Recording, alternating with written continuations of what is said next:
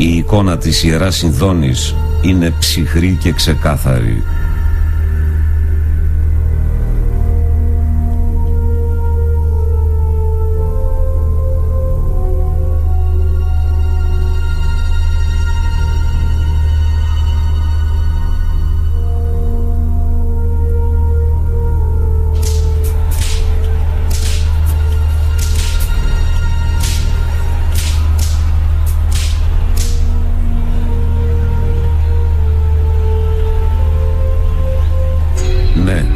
Κάτι λείπει.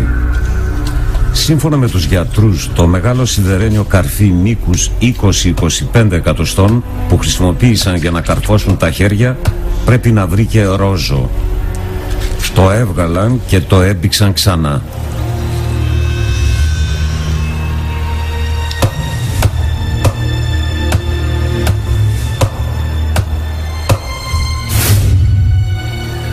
Ο άνδρας της Συνδώνης δεν καρφώθηκε στις παλάμες των χεριών, αλλά στους καρπούς.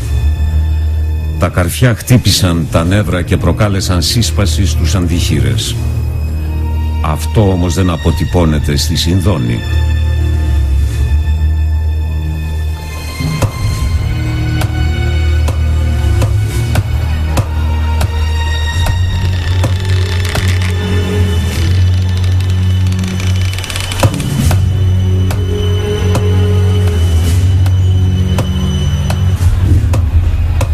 Σύμφωνα με τους επιστήμονες, με το τρίτο καρφί δεν υπήρχαν προβλήματα. Καρφώθηκε καλά, πιάνοντας και τα δύο πόδια στο ξύλο. Και η αριστερή κνίνη παρέμεινε λυγισμένη. Έτσι αποτυπώνεται στην εικόνα της Συνδώνης.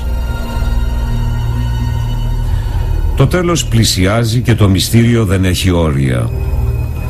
Ο άνδρας χρειάζεται να ανασάνει. Γι' αυτό υπάρχει μόνο ένας τρόπος: να στηριχθεί στο καρφί των ποδιών και να ανασηκωθεί χιλιοστό με τη βοήθεια των καρφιών που διαπερνούν τους καρπούς. Η καρδιά χτυπάει απεγνωσμένα, φτάνοντας τους 180 παλμούς το λεπτό. Στα 10 ή 12 λεπτά χάνει τις αισθήσεις του. Όμως ο άντρας ανακτά τις δυνάμεις του. Νέος αγώνας για να πάρει λίγο οξυγόνο. Ο τέτανος κερδίζει τη μάχη. Τα πόδια έχουν παραλύσει. Τώρα μπορεί να ανασηκωθεί μόνο με τη βοήθεια των καρπών και των ιών του ώμου. Τελικά η καρδιά σταματά.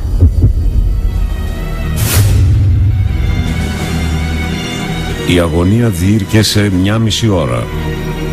Οι γιατροί μένουν σαστισμένοι και βουβοί.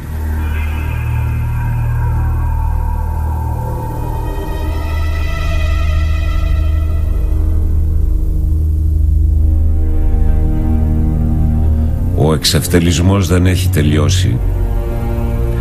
Ένας από τους στρατιώτες μπήγει τη λόγχη στο δεξί πλευρό του εσταυρωμένου. Οι γιατροί εξετάζουν τη Συνδώνη και συμφωνούν. Όταν δέχτηκε το χτύπημα με τη λόγχη, ο άνδρας ήταν ήδη νεκρός.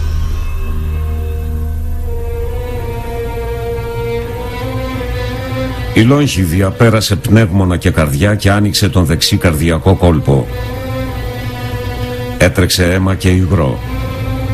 Αίμα από την άνω κύλη φλέβα. Ορόδες υγρό από το πνεύμονα. Έπειτα, κατά την αποκαθήλωση και τη μεταφορά στον τάφο, λόγω της βαρύτητας η άνω κύλη φλέβα άδειασε τελείως.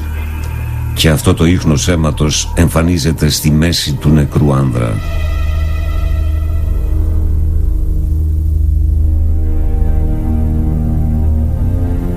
Και φτάνουμε σε ένα από τα κέρια ερωτήματα. Ποιος ήταν εκείνος ο άνδρας? Επρόκειτο για τον Ιησού από τη Ναζάρετ? Οι ειδικοί είναι κατηγορηματικοί. Σύμφωνα με τον Πολ Ντεγκέλ, Γάλλο Ιησουήτη, η πιθανότητα να μην ήταν ο Ιησούς είναι 1 σε δισεκατομμύρια. Στα λόγια του Ιταλού γιατρού Τίνο Τσέουλη, αυτό το ενδεχόμενο είναι τόσο απίθανο όσο να μεταμορφωθεί μια πέτρα σε πουλί.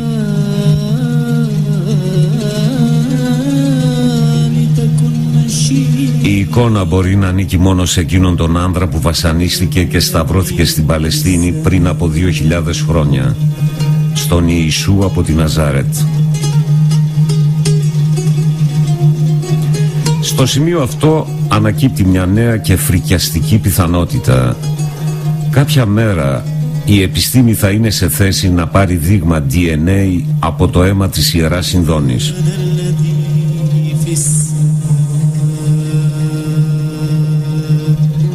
Τότε ο κόσμος θα γίνει μάρτυρας της κλωνοποίησης εκείνου του νεκρού άνδρα, της κλωνοποίησης του Ιησού από τη Ναζαρέτ. Δεκάδες ή εκατοντάδες σώματα όμοια με εκείνα του Κυρίου. Η Εκκλησία κρούει τον κόδωνα του κινδύνου. Προσοχή! Αύριο ο κόσμος θα μπορεί να εμπορεύεται το σώμα του Γαλιλαίου. Γι' αυτό άραγε κάποιοι προσπαθούν να καταστρέψουν την Ιερά Συνδώνη ή να την αποδώσουν σε απάτη του Μεσαίωνα.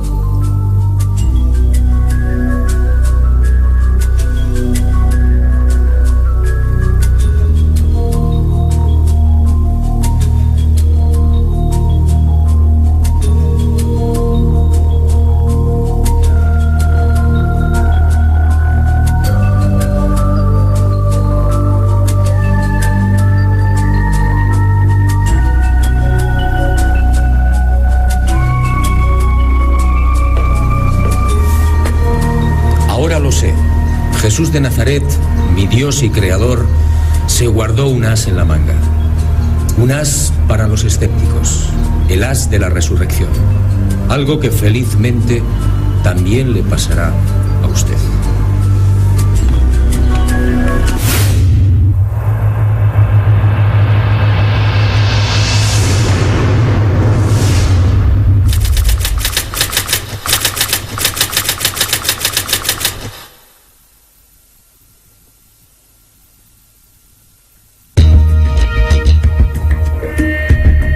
Μετάφραση Αθηνά Γεωργίου. Αφήγηση Γιώργος Καλατζής. Τεχνική επιμέλεια Σπηλιοπούλου Σοφία.